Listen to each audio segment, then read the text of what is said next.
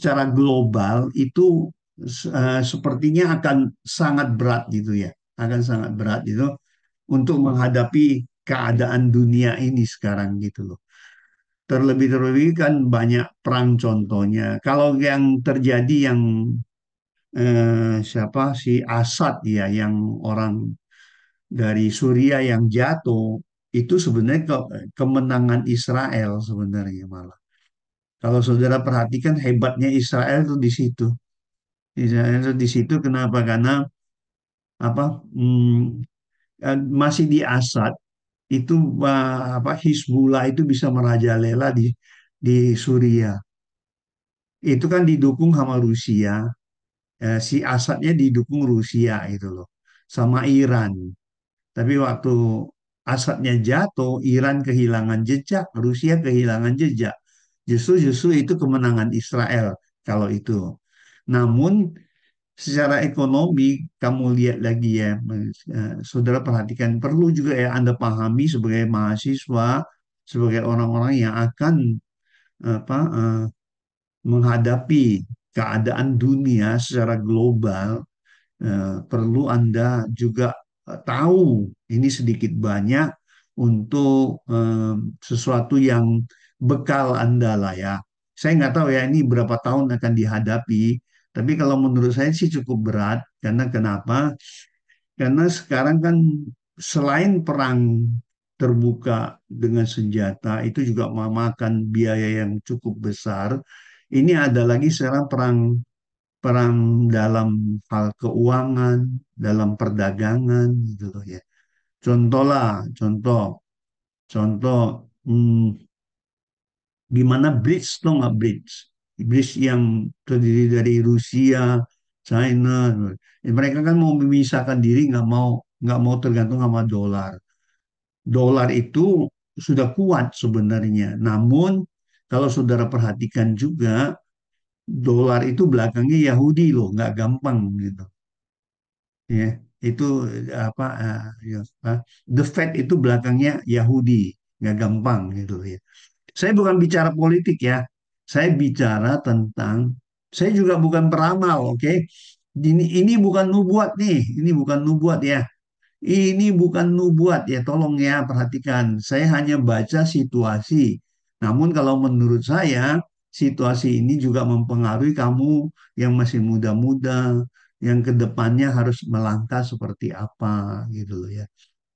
Namun yang kita tahu dengan keadaan Brits umpamanya dia mau memisahkan diri, ini kan si Donald Trump mengancam, udah nggak bisa ini, mengancam gitu. Tapi secara ekonomi China kita tahu kuat sekali. Secara teknologi juga kuat sekali sekarang, ya kan? Itu satu sistem gitu loh. Amerika juga nggak bisa menang sama China, benar. Kalau kita ngelihat dari segi ekonominya.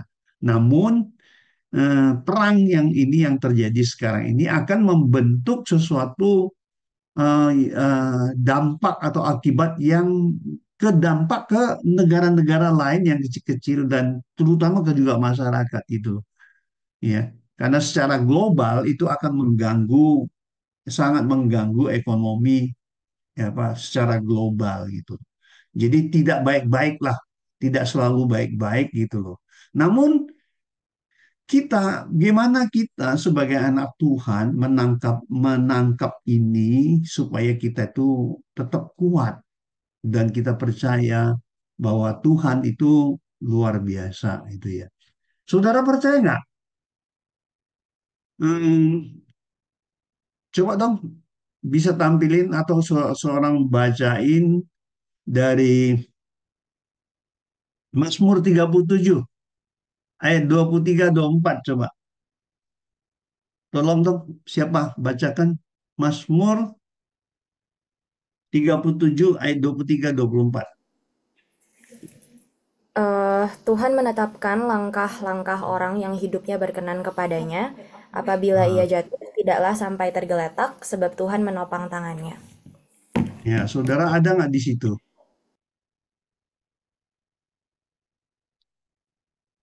Kan katanya apa? Nah,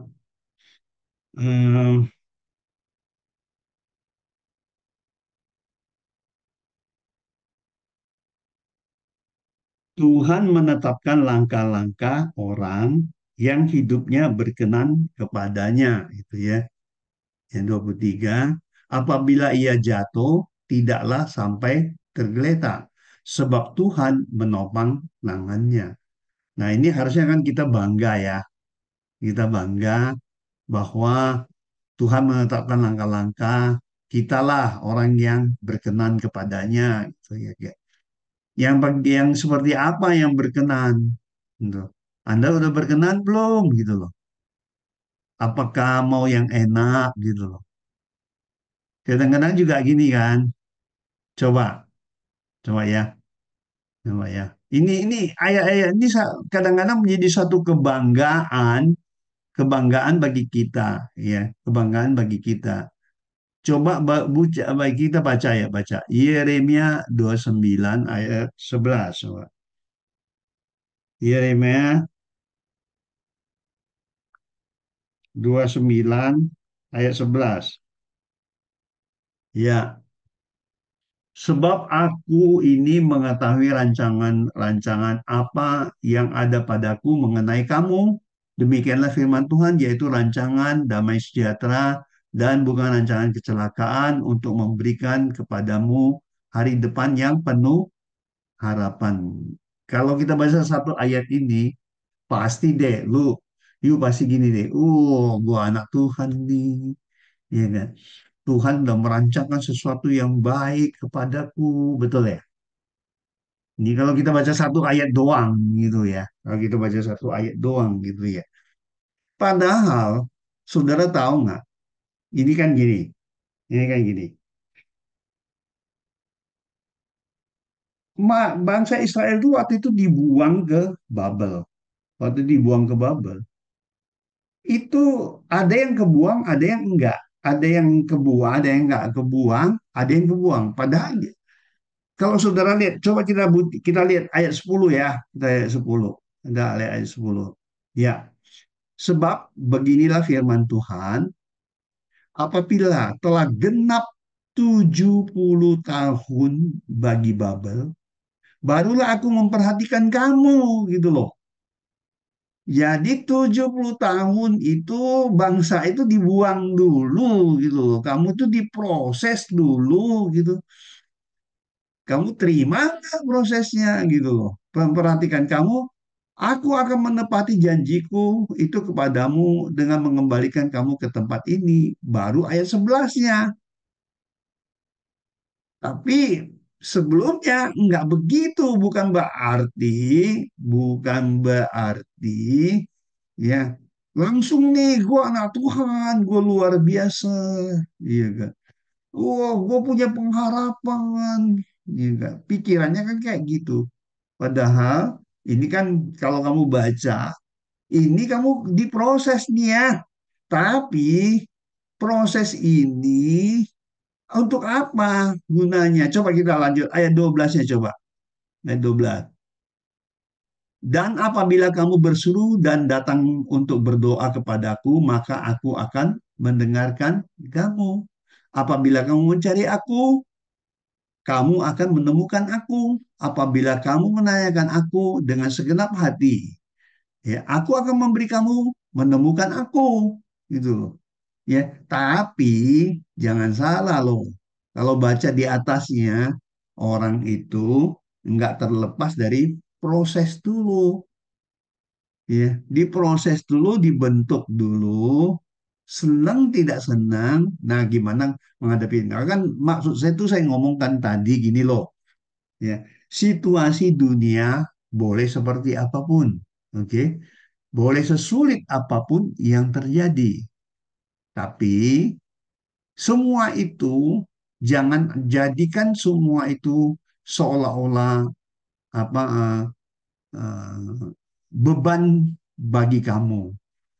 Tapi yang pasti semua itu karena memang ada rancangan Tuhan gitu loh dalam hidup ini. Gitu. Ada rancangan Tuhan dalam hidup ini. Jadi biarpun masa sulit itu harus kita hadapi, bukan berarti kita harus takut. Tapi yang pasti gini kan, yang pasti gini. Coba dong, Amsal 24 ayat 16 coba. Tolong tampilin Amsal 24 ayat 16.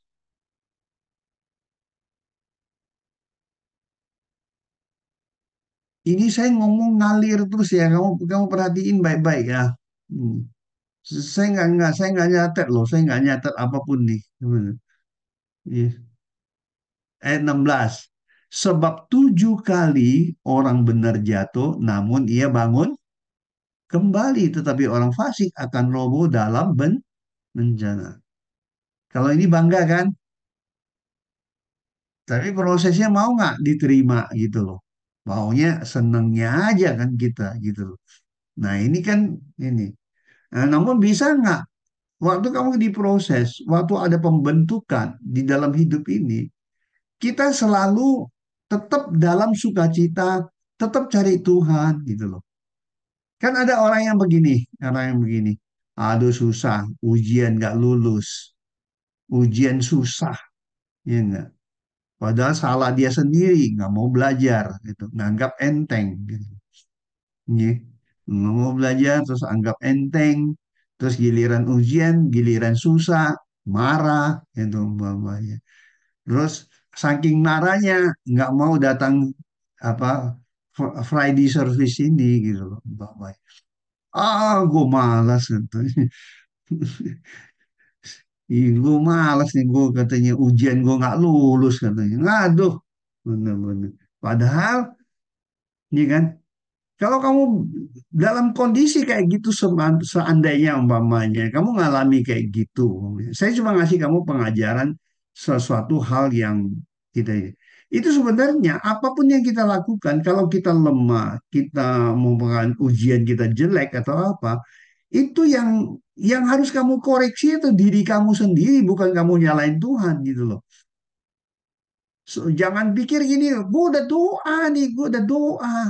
Iya nggak? Tapi tetap aja nilai gue jelek ya. Lu doa tapi lu nggak pernah belajar. Lu suruh Tuhan ngasih kamu jawaban apa langsung gitu. Kayaknya sih nggak seperti itu ya. Tuhan itu tetap maunya anak-anaknya tetap belajar, tetap rajin gitu untuk ini gitu loh ya. Nah konyolnya kan gitu kadang-kadang nggak di mana-mana ya sepertinya gitu ya. Hampir seluruh seluruh apa keadaannya seperti gitu ya. Ya Nicole ya. Iya, kadang-kadang ya. Sorry, sorry ya, bukan bukan ini, bukan apa, bukan melemahkan Anda, bukan ya. Tapi yang jelas pasti di samping kita memang juga harus berjuang, bukan juga semata-mata kita nggak perlu berusaha itu kelewatan itu sebenarnya. Namun percayalah, kalau kamu berjuang, kamu berusaha, kamu akan dapat yang baik. Jangan pernah nganggap, sekali lagi saya katakan, jangan pernah lagi menganggap bahwa mata kuliah kamu nggak penting. Mata kuliah ini saya nggak suka. Jangan punya pikiran kayak gitu lagi. Mulai sekarang rubah paradigma kamu. Apapun nggak enak, dosennya menyebalkan aja. Kamu harus tetap lihat dia tampangnya udah ganteng aja atau cantik aja udah walaupun kayak apapun gitu loh. Ya, itu biar kamu seneng gitu dah terhadap mata kuliahnya itu penting bagi kita. Nah, ini kita sebagai anak Tuhan ya kita harus bisa menghadapi kayak gitu, ya kan ya. Nah, sebenarnya semua cobaan, semua yang kita alami di dalam kehidupan ini sama dengan bangsa Israel. Kamu lihat ya, kamu lihat nih ya, kamu lihat ya. Coba dong kembali ke Yeremia 29 tadi. Yeremia 29, tolong dibukain lagi, Caitlin. Siapa yang bukain tolong? Yeremia 29, tadi ayat 16-nya coba. Eh,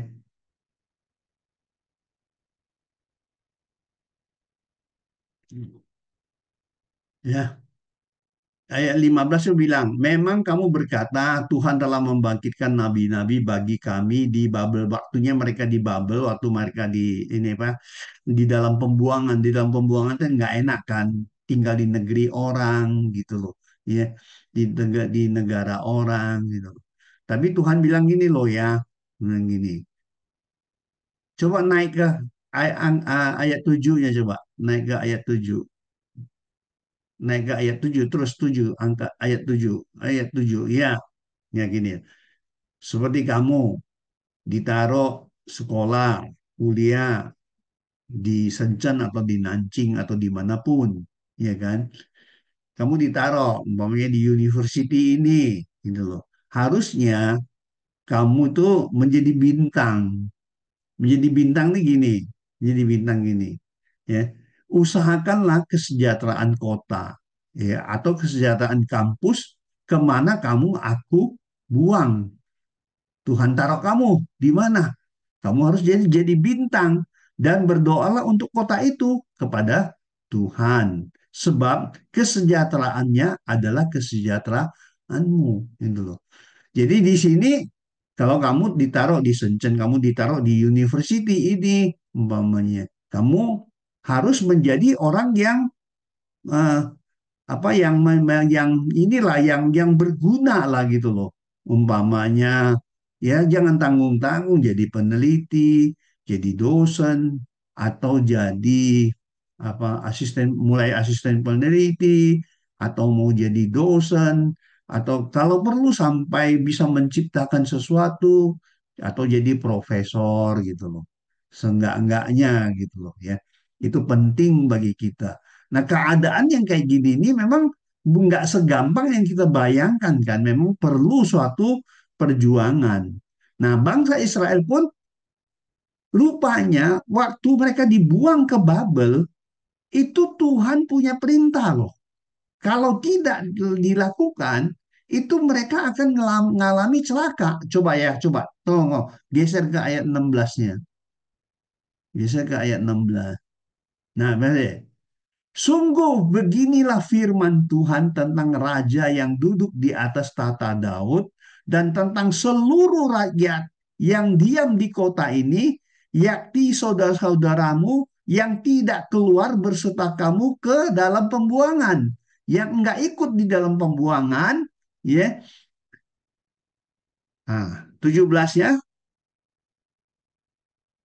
Beginilah firman Tuhan semesta alam, sesungguhnya aku akan mengirim pedang kelaparan penyakit sampar ke antara mereka, dan aku akan membuat mereka seperti buah ara yang busuk, demikianlah jeleknya, sehingga tidak dapat dimakan. Lalu 18, aku Aku akan mengejar mereka dengan pedang, kelaparan, dan penyakit sampar dan akan membuat mereka menjadi kengerian, ya, bagi segala kerajaan di bumi, menjadi kutuk kedahsyatan, suitan dan aib antara segala bangsa kemana mereka ku cerai beraikan, ya.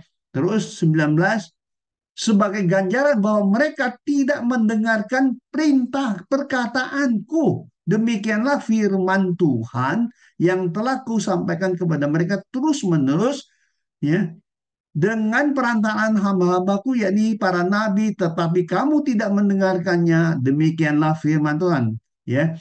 Nah, saudara perhatikan, ya. Tetapi 20, tetapi dengarkanlah firman Tuhan. Hai kamu semua orang buangan yang telah kukirim dari Yerusalem. Jadi siapa yang buang? Tuhan dia yang buang. Jadi kalau nggak mau, ya nggak mau susah. Sebenarnya kan kita berpikir gini ya, kita berpikir gini ya, secara amannya, ya mendingan gue di Yerusalem dong, di ini dong, di Israel.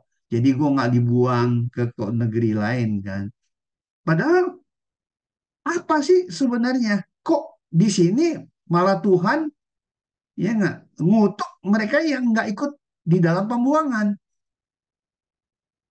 Bahkan Tuhan ngutuk mereka yang hanya menetap di kota dan tidak mau keluar untuk sebenarnya kan dibuang itu sama dengan belajar. Betul. Yang Tuhan inginkan kamu itu belajar. Nah, kamu dibuang ke Shenzhen, dibuang ke Nanjing, disuruh ngapain? Belajar kan? Ya, Kathleen ya. Iya, Belajar Pak. bukan? Nah, belajar. makanya ya syukuri itu semua. Amin. Amin. Ya, benar kan? Loh, Tuhan marah loh. Kamu ngelawan katanya, nggak mau pergi, nggak mau belajar katanya. Gitu. Ini sampai di sana juga nggak mau belajar. Gimana? Terus ujiannya nggak lulus lagi. Waduh, gimana itu? Ya kan? Udah, roba, ya nggak? Tidak ada yang namanya kata terlambat, oke? Nggak ada yang katanya terlambat gitu. Semua tetap Anda harus tetap berjuang. Anda ada di sana, Anda berjuang, Anda belajar, ini penting bagi kita. Oke? Karena kan saya bukan nakutin, tapi ke depannya persaingan kamu itu akan lebih ketat lagi gitu ya. Tadi ya penekanannya di ayat 19, coba kembali ke ayat 19 aja, ayat 19.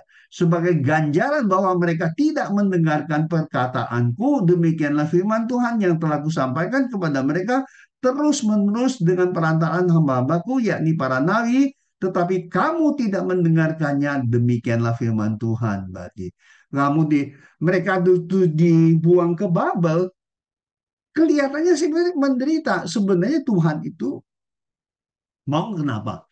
Tuhan itu tidak mau kamu tuh susah, tidak.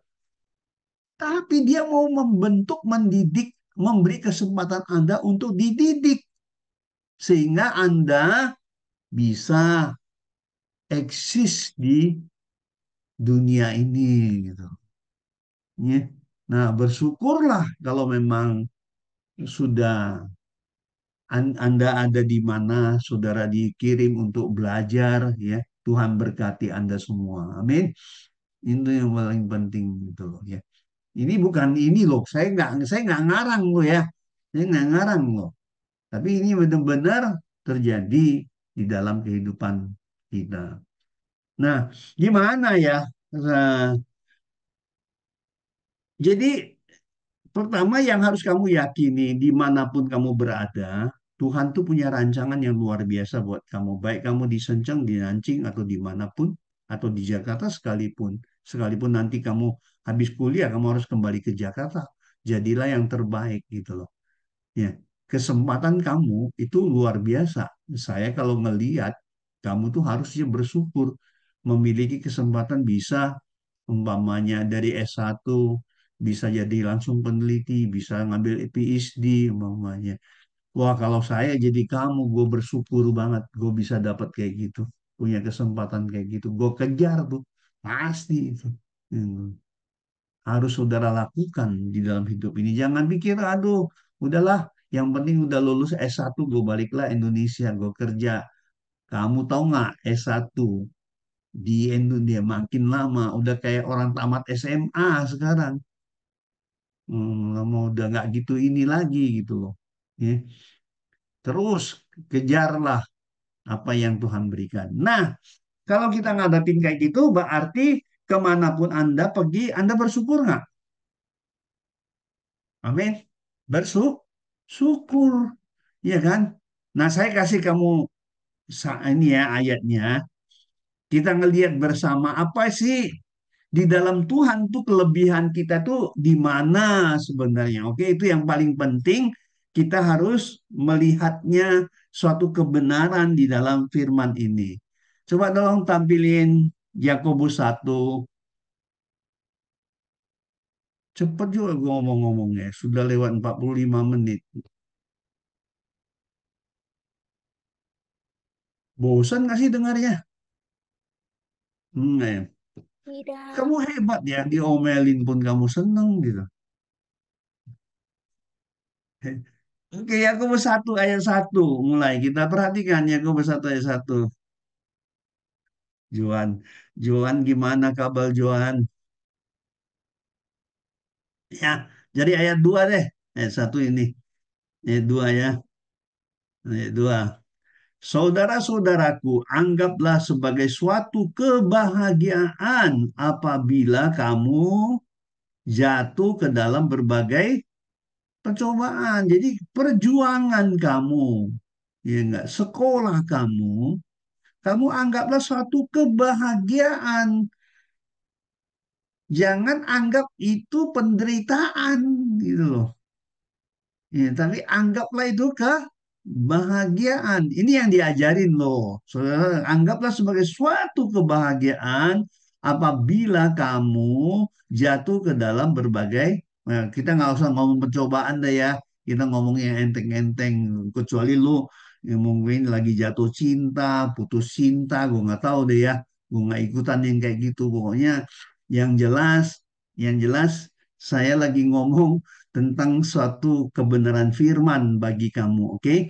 Ya, apabila kamu jatuh ke dalam berbagai percobaan, sebab ayat 3, perhatikan ayat 3. Sebab ya, kamu tahu bahwa ujian, ujian kan habis ujian bukan kamu? Kan? Sebab kamu tahu bahwa ujian terhadap imanmu itu menghasilkan ketekunan. Jadi ujian itu harusnya kamu anggap satu kebahagiaan. Karena kenapa? Akan menghasilkan kamu itu jadi orang yang tekun. Gitu loh. Ya, ya maksudnya jangan malas belajar umpamanya ya. Bukan saya ngomong ini firman ya, oke? Ya. Dan 4, perhatikan. Dan biarkanlah ketekunan itu memperoleh buah yang matang. Jadi kalau kamu habis ujian, kamu berhasil, kamu menghasilkan buah yang matang supaya kamu menjadi sempurna dan utuh dan tak kekurangan sesuatu apapun. Betul? Ujiannya menderita kan? Habis ujiannya seneng kan? Gitu. Iya, itu. Nah, saya kan sudah bosan kuliah. Saya tahu persisnya. Ya. Ya. Sebab kamu tahu, ya, dan biarkanlah ketekunan itu memperoleh buah. Gimana kamu bisa memperoleh buah? Ya kamu harus lulus. Karena harus tekun di dalam belajar. Anggaplah itu satu kebahagiaan bagi kamu. Ya. Ketekunan itu memperoleh buah yang matang supaya kamu menjadi sempurna dan tak kekurangan sesuatu apapun. Gitu loh. Nah, ini ya sebagai anak Tuhan nih, sebagai anak Tuhan. Sebagai anak Tuhan ya. Kita baca ayat 5-nya. Coba. Boleh nggak? Kamu nggak usah buka itu. Baca sama-sama ya. Satu, dua, tiga. Ayat 5. Tetapi apabila di antara kamu ada yang kekurangan hikmat. Bodoh lah ya. Kekurangan hikmat. Oke. Hendaklah ia memintakannya kepada Allah yang memberikan kepada semua orang dengan murah hati dan dengan tidak membangkit bang, nggak perlu bayar. Kalau kamu menghadapi nggak bisa, ya minta sama Tuhan. Itu pun gini loh. Bukan mintanya semau kamu ya, bukan. Ya kamu harus benar-benar juga belajar ya supaya kamu bisa menguasai. Baiknya kamu tetap tekun untuk belajar. Tapi kalau memang sampai ada kesulitan, kamu bisa minta sama Tuhan karena kamu adalah anaknya. Ya, karena itulah kelebihan Anda sebagai anak Tuhan. Tapi bukan berarti nggak perlu belajar, bukan ya. Jangan ini nangkep orang Kristen ini kadang-kadang manjanya nggak ketulungan, tuh nggak? Manjanya nggak ketulungan, nggak mau belajar, tahu nggak? Yang penting doa terus, nanti Tuhan bisikin jawabannya. Kelewatan. Nggak seperti itu gitu loh. Ya, ya, ya Mon ya, benar ya Mon. Benar Pak, benar, benar. Jangan manja, jangan terus-terusan manja. Ya, ini penting bagi kehidupan kita. Nah, di sini dibilang nih ya, di sini dibilang nih gini, Bapak dibilang gini loh. Oke. Ayat 6 coba. Tolong dong naikin dikit lagi. Nah, iya. Oke. Hendaklah ia memintanya dalam iman. Dalam iman, iman itu kan harus disertai dengan perbuatan kan? Yakobus 2, ya kan? Kalau kamu nggak berbuat, ya nggak bisa. Ya kan? Hanya iman doang. Ini oke, kita ini nanti kembali ke sini ya. Coba sekarang gini, coba ya.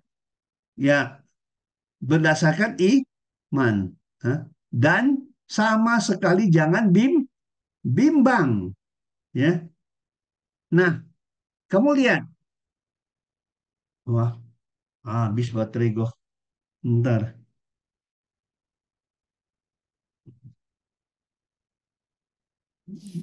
Ini ngomong sama Raymond juga mesti baterainya kuat juga. Ya, Fredrik ya. Oke, perhatikan, perhatikan ya. Coba pindah ke Yakobus 2 dong. Yakobus 2 ayat 17. Tapi ntar kembali ke sini ya. Yakobus 2 ayat 17. Perhatikan. 17. Demikian juga halnya dengan iman. Jika iman tidak disertai dengan perbuatan, maka iman itu pada hakikatnya adalah mati. Sama dengan gini, lu punya iman, ya enggak? Tapi kamu nggak mau belajar, ya sama aja bohong, ya kan?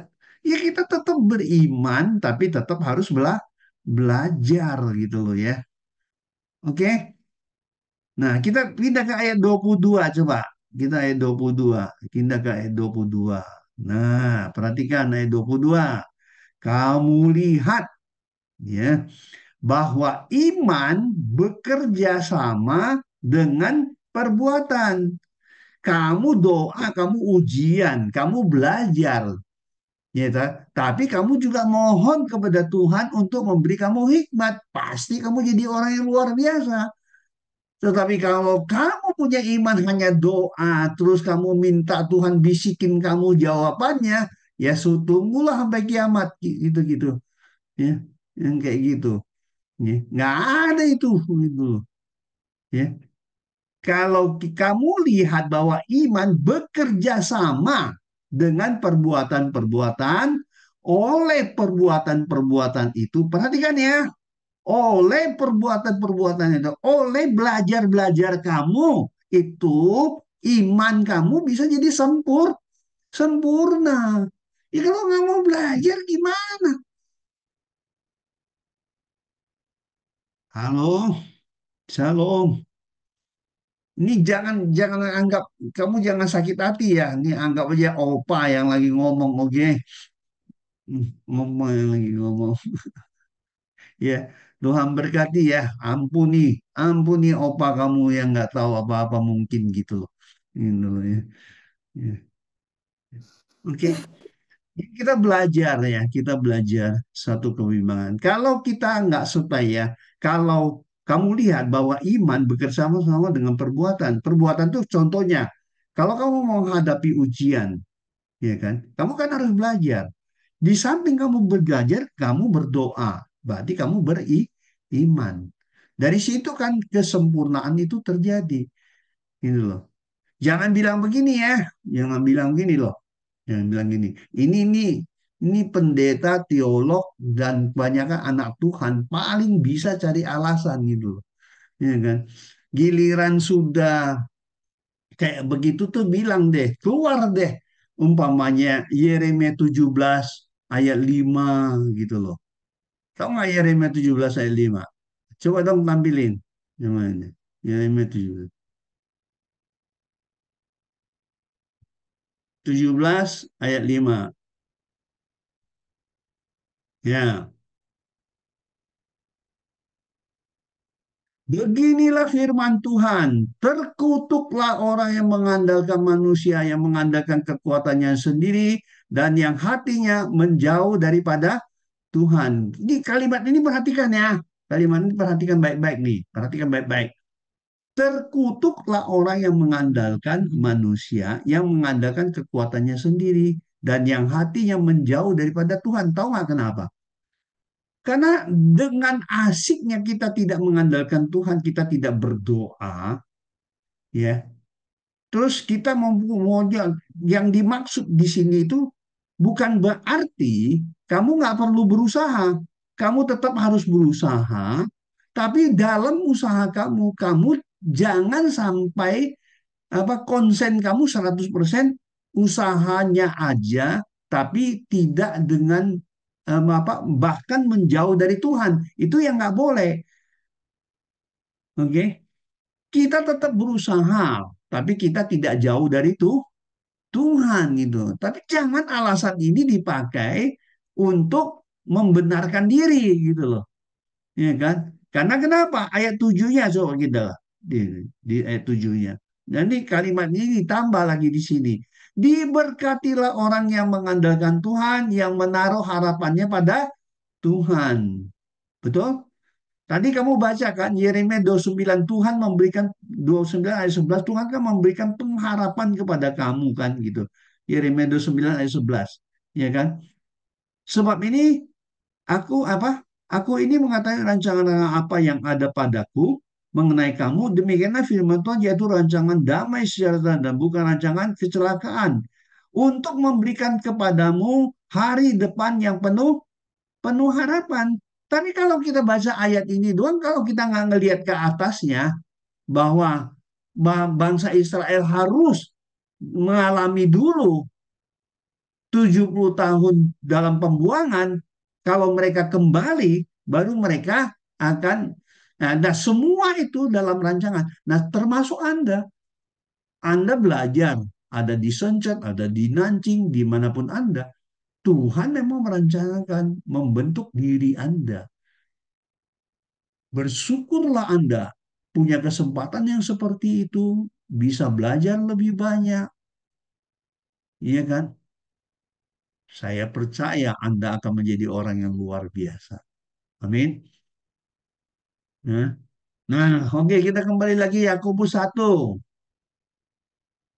Ini pusing nggak sih? Pusing nggak nangkapnya? Halo? Enggak, aman. Enggak ya, puji Tuhan. Gue nggak dosa jadi.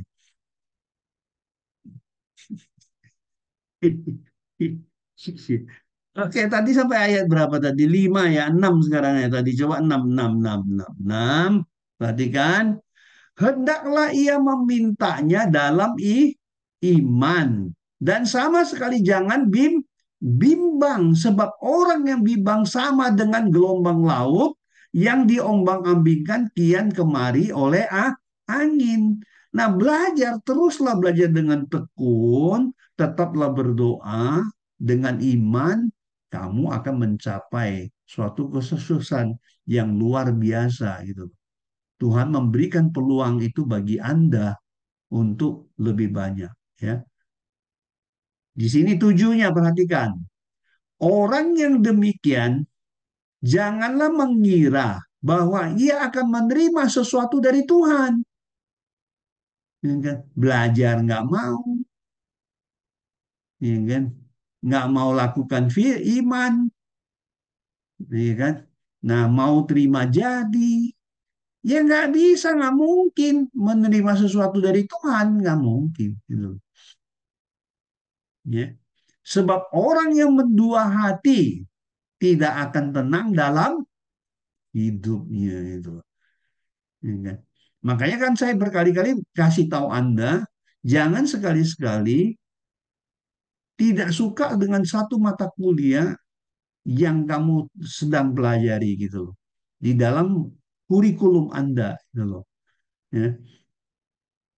Karena kenapa? Tanpa kita sadari, kita tuh ikut tapi hatinya nggak di situ. bimbang gitu loh. Karena bimbang itulah kamu nggak mendapatkan apapun gitu. Ya. Jadi kembali lagi saya simpulkan gini ya.